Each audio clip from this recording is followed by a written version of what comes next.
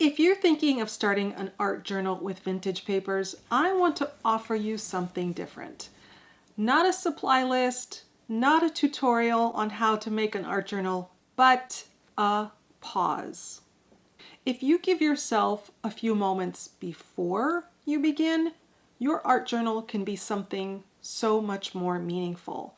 It can be something that you look forward to coming back to for months, even years in the future, rather than just creating something and moving on to something else.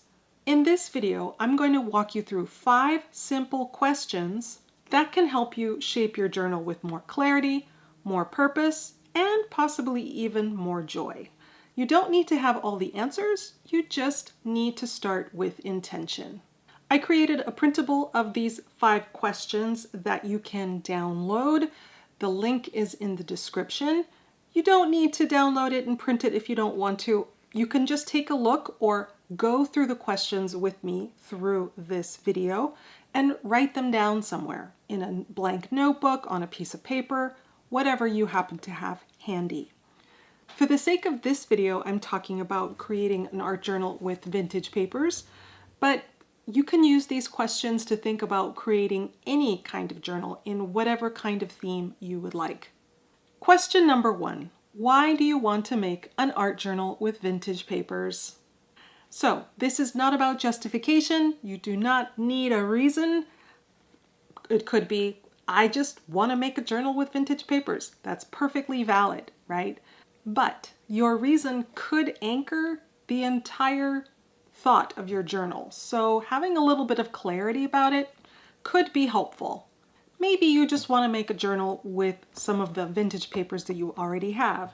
Maybe you went to a garage sale and you came across a whole bunch of vintage photos and you thought, you know what, it would be fun to try and put them in a journal and see how it came out. Maybe you have something else more specific in mind. Maybe you received a bunch of things from a grandparent and you want to create a collage art journal with some of their things to kind of remember them by. That could also be a reason. It's just about clarification. Question number 2. What do you want the journal to look like? Do you already have something in mind?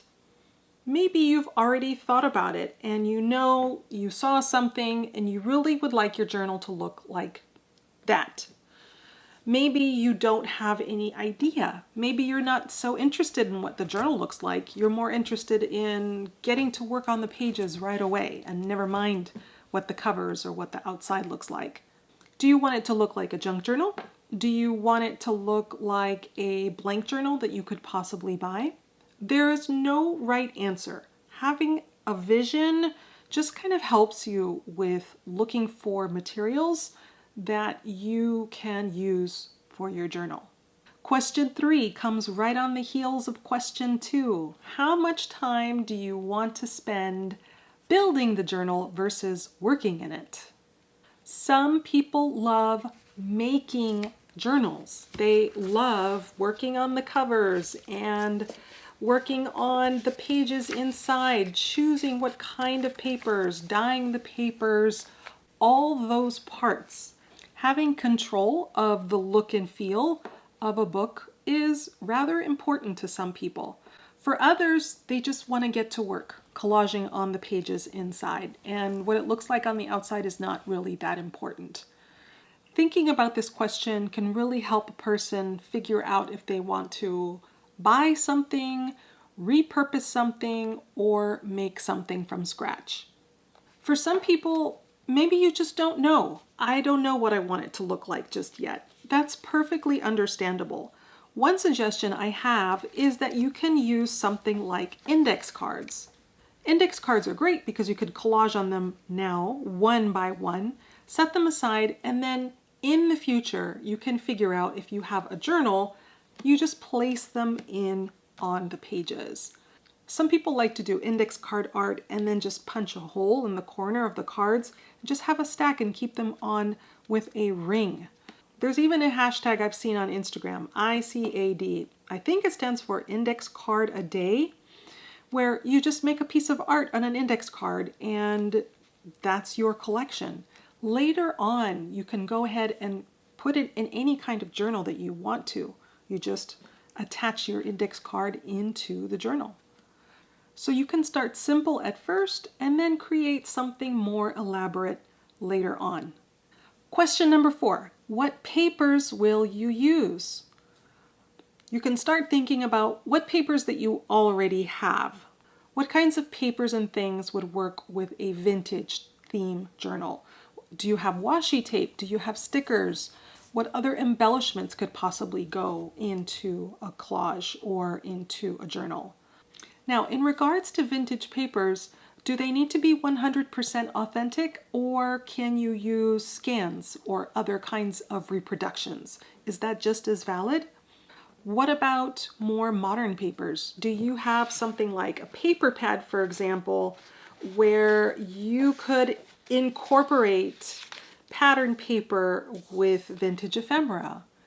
Of course, it's ideal if you can use the things that you already have. So doing just a little inventory of what you already have around you may be helpful in figuring out what papers that you can use. Question number 5, what's the purpose of this journal? Is it just for collage? Will you write in it? Is it for memory keeping? Is it for daily practice? Is it for reflection? Or is it just for the sake of joy and having fun with it? It could be all of those things. Knowing the function of your journal can keep you coming back, but it's also okay for it to evolve over time. For example, I had this journal that I started as an ordinary collage art journal in a vintage theme, but nothing more precise than that. But as I went along, I started to find pictures of women that looked like they were enjoying life. Very often, with pictures from 100 years ago, people were very serious, right? They were not smiling big smiles. I don't know, maybe they thought that they needed to be serious, or that people told them, to compose themselves in a certain way, a serious way, but you didn't often see people grinning or smiling with, showing their teeth even, right? So I started to come across really cute pictures of people who genuinely looked like they were enjoying themselves. Here's a picture of a group of women who, it looks like it's around World War II era. They look like they have found purpose and they have found meaning in the work that they are doing together. I love this picture. And so that became kind of the theme for this journal. I started this journal years ago, maybe in 2018, around then, and I'm still working in it. I still come back to it. Anytime that I find a photo like this, I think, oh, I know exactly where it's going to go. And then I have the opportunity to collage with it, to, create something beautiful that is just going to complement the rest of this journal. So, answering these questions, it's part of the creative process. Don't forget, you can download that printable if you would like. Now that you've got some clarity, perhaps even some vision of what you want your journal to look like, what's next? What are the next steps? Well, depending on how you answered, you have a couple of options. Option A is to create a junk journal from scratch. There's a lot of really creative people who make videos on junk journals, all about covers and binding and putting pages together. So you probably know where to look if you are interested in doing that. Option B is to use a journal that you already have. Maybe it's something that has got pages that have writing in it that you could possibly tear out the pages.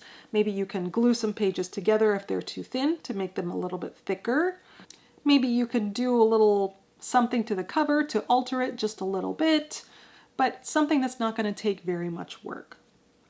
Option C is something like a hybrid between the two, where you take your papers and create some covers from maybe cardboard or food packaging. It's from scratch, but it's not as involved as a junk journal, for example. This is the approach that I prefer, and if you want to see how I make one of those types of journals, I call them eclectic-page glue books, and I've got a video about that right here. These little journals come together pretty quickly, and they're very useful for having something to use for putting your collages in. So let me know in the comments if there are any pre-planning questions that I missed, and I will see you the next time.